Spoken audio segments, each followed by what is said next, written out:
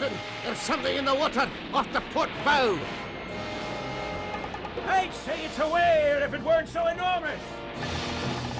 It's heading towards us! Full right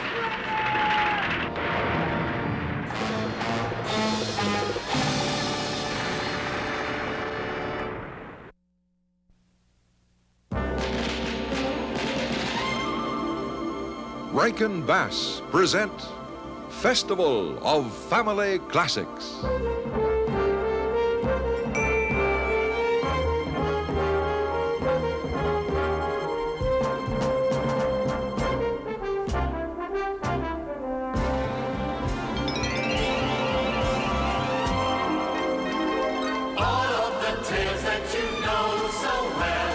Features and fables will story tell. Each classic creation in new animation. Today's presentation will be From the exciting world of Jules Verne, the thrilling underwater adventure 20,000 Leagues Under the Sea, Part 1. so bring on the whole family.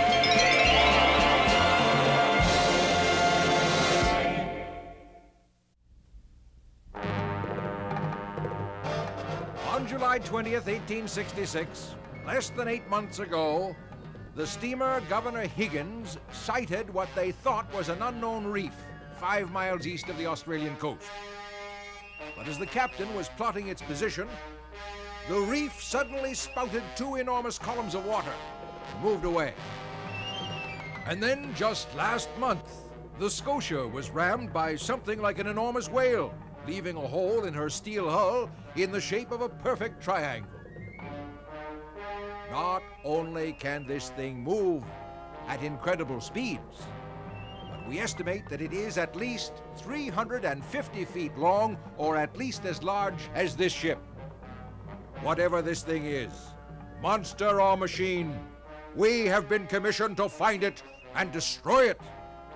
I will pay $2,000 to the man who first sights it.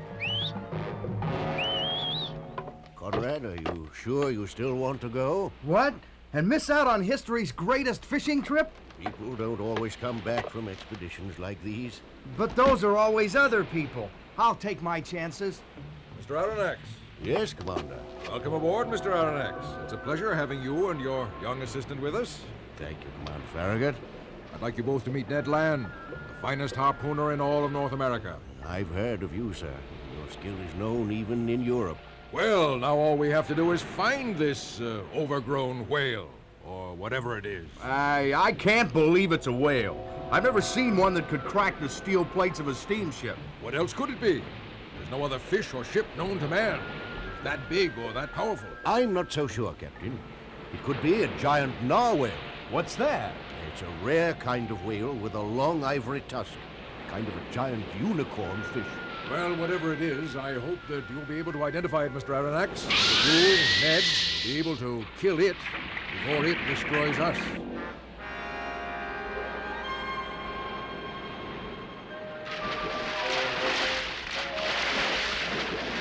Look, he caught it. She, Conrad, that's a female porpoise. She reminds me of my little sister, Fifi. Here, Fifi. 3 months and we've sighted nothing but porpoises. I'm very discouraged, Conrad. We'll be the laughing stock of the world when we get back. I know, Conrad, I know. Ahoy! There she blows! Look, there. That's it. That must be it. Burn the longboats! Come on in, monster, and find the end of my harpoon.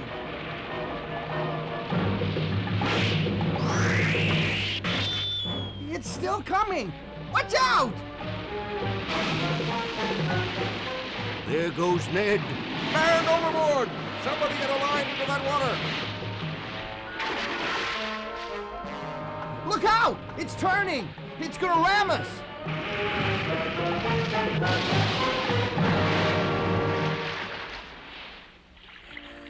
I don't know how much longer I can hold out, Conrad. I think I see something, Mr. Aronnax. What? I'm not sure, but I think... Yes, it's Fifi. Grab hold. I wonder where she's taking us. Maybe to land. We must be at least 1,000 miles from land, Conrad. What was that? Ahoy! Ned! Welcome aboard, Mr. Aronnax. What is this? Your giant narwhal. What? I can't believe it. It's man-made. Take your hands off me.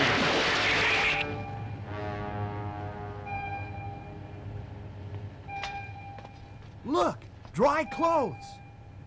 Sealskin and some strange cloth I've never seen before. It almost looks like it was woven from seagrass. What do you think they'll do to us? Feed us. Ned, stop! Release that man. Who are you? Where are we? I am Captain Nemo, and this is my undersea ship, the Nautilus. What are you going to do with us, Captain? Since your ship attacked mine, you are technically prisoners of war, but I have decided to treat you with hospitality. You will have the freedom of the ship, but of course, you will never be allowed to leave. Ever? Never. And if we don't want to stay? You have no alternative, Mr. Land.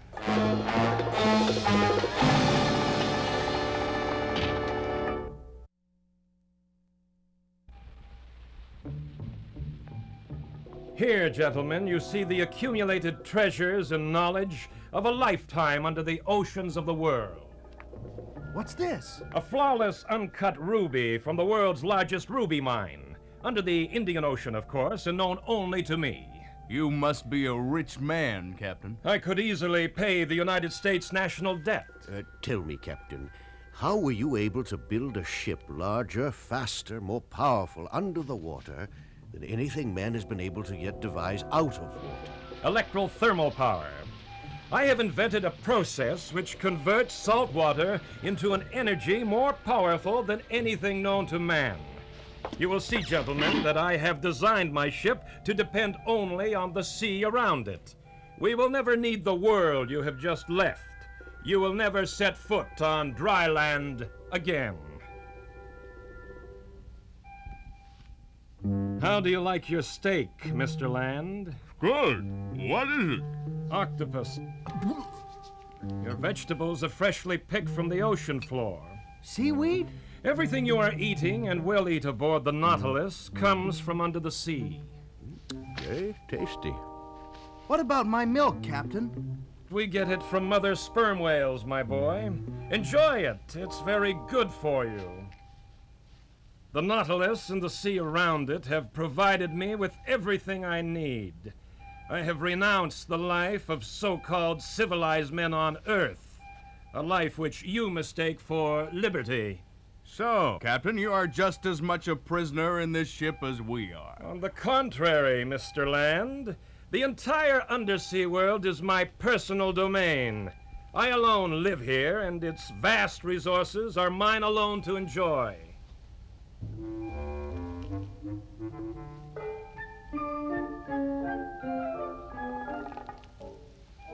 That one looks like my uncle. Don't let your uncle hear that. Look, it's Fifi. No, Fifi, you can't come in here. Gentlemen, we have been cruising underwater for 3 weeks now. Yes, Captain, and I'm getting restless inside this overgrown cigar of yours. Then perhaps you'd like to join me for a walk in the forests of Crespo Island. When? Right now. Follow me. So, Captain, we're putting into dry land after all. I'm afraid it won't be very dry. What do you mean? I mean, we will walk on the ocean floor and explore the underwater forests of this island. We'll drown. No, we'll wear these special underwater suits, which will both protect us and allow us to breathe. Amazing. By filling this chamber, we will be able to grow accustomed to the enormous pressure at this depth without being crushed by it.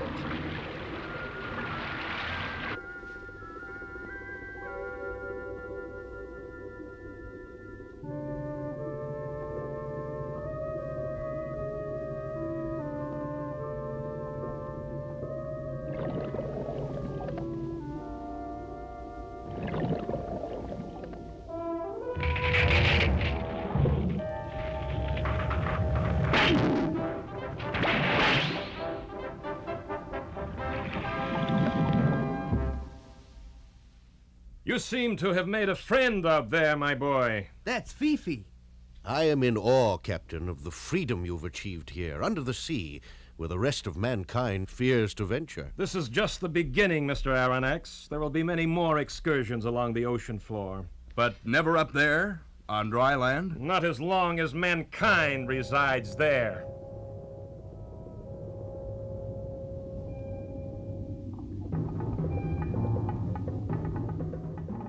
Wow, it's incredible.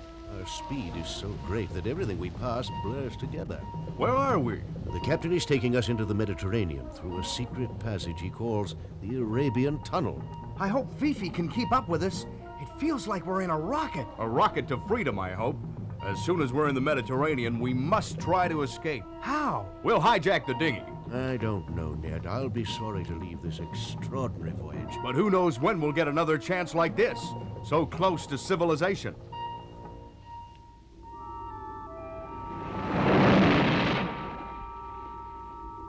Oh, Ned, come here and look at this. What is that? Thousands of tiny fish that give off light from their own bodies. They're phosphorescent. I hope we would be able to make a break for it tonight. We can't do anything if we stay underwater. Yes, Ned, I know. Our only hope is that he'll surface to replenish the air supply. We've stopped. Mr. Aronnax, Yes, Captain. are you familiar with Vigo Bay? You mean where the Spanish treasure ships from the New World were scuttled? Did you know the sea held such riches? I knew these treasures were valued at $2 million. Now you are beginning to understand the extent of my wealth, Mr. Aronnax. Yes, I see. But surely it's more than one man can use. It would be if it were just for one man, but it's not enough yet to do what I need to do, what I must do. I don't understand, Captain. No, I guess you don't. No man has ever understood, or ever will.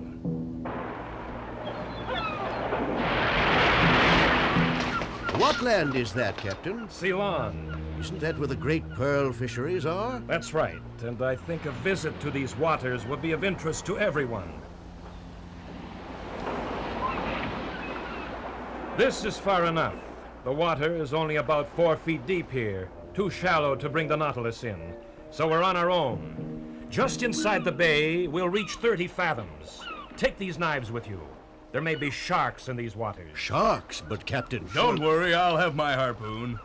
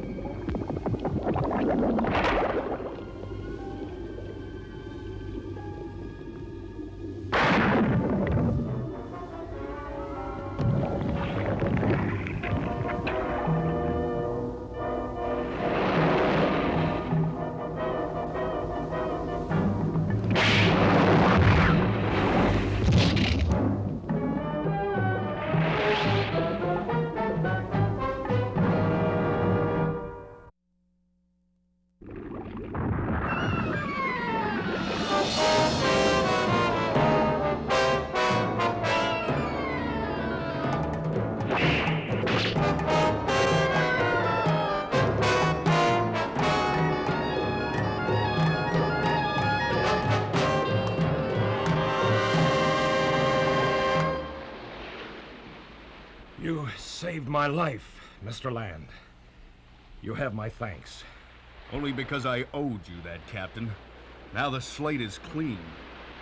Captain, why did you leave that incredible pearl behind? Why should I take it now, when each year it increases in size and value?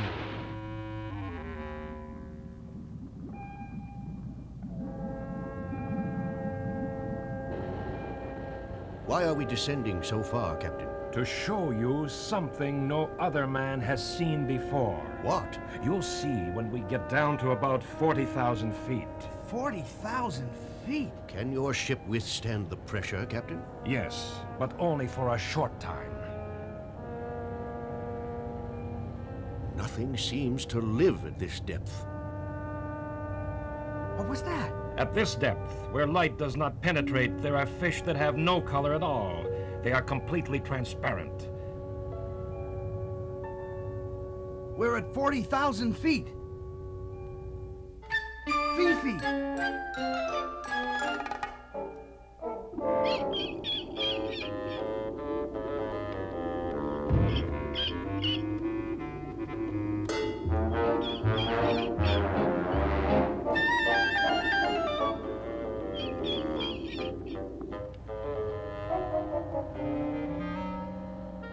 Fifi doesn't like it down here. I don't like it down here.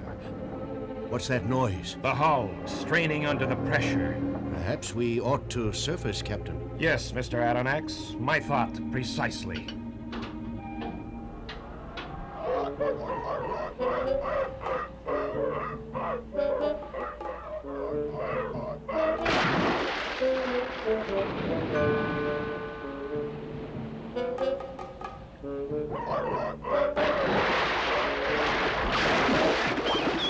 I think your friend Fifi has found some animals even more playful than her.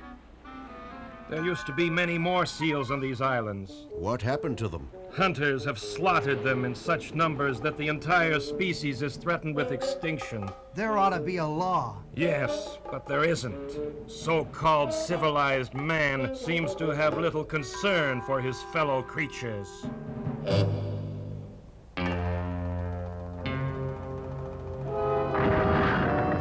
There it is, gentlemen. The Great Ice Barrier. It's enormous. I've always wondered what's on the other side of that wall of ice. Have you? Perhaps we'll find out. No man has ever crossed the Great Ice Barrier. Until now. Captain, are you serious? Where others have failed, I shall succeed. I am taking the Nautilus to the South Pole. Oh boy, the South Pole.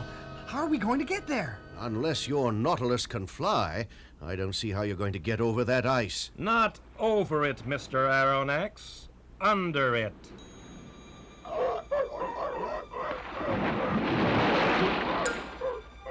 Do you think we'll make it all the way to the South Pole? Yes, I think we will, Conrad. I've begun to believe there's nothing Captain Nemo can't do. So far, that may be true, but someday he'll go too far. And if we're still aboard this cursed prison, we'll be doomed with it.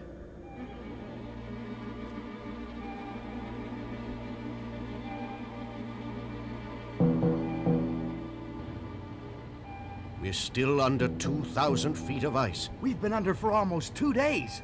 I hope we don't run out of air. Mr. Aronnax, Yes, Captain. we're at 150 feet and ready to surface.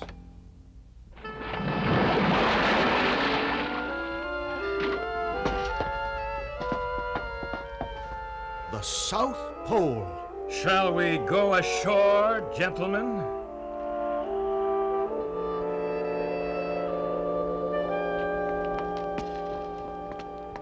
A rather formal reception, wouldn't you say? Captain, I never thought I'd see you set foot on land.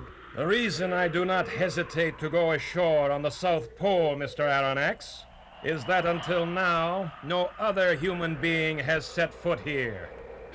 Gentlemen, follow me.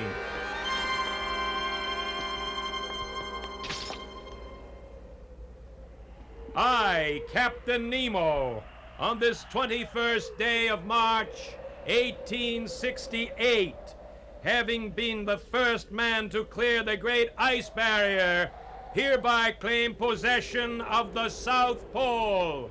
In whose name, Captain? My own. The sun is setting. Yes, 6 months of night will descend over my new domain. It's getting colder already. Okay, now all we have to do is get out of here. Hey! Whoa!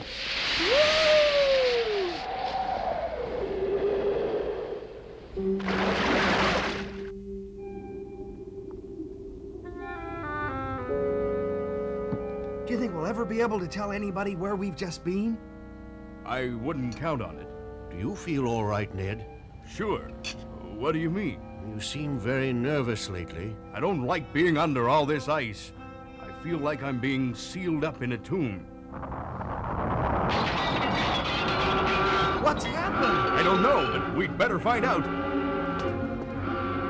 Captain, what happened? That enormous block of ice closed in around us. Well, can we get out? Every opening seems to be sealed. We're trapped. What are you going to do, Captain? We'll have to chop our way out if the air holds out.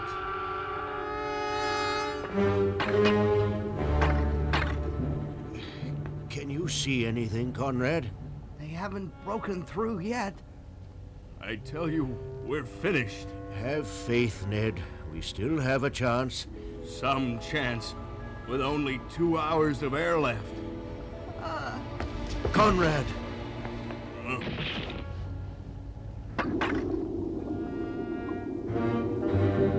Captain Nemo's domain, once all the oceans of the Earth, is now only a chamber in the ice 1,000 feet beneath the Antarctic ice cap. Perhaps Ned Land is right, and the ice will become his tomb. But the voyage of the Nautilus is not yet completed. Watch for the conclusion of 20,000 Leagues Under the Sea.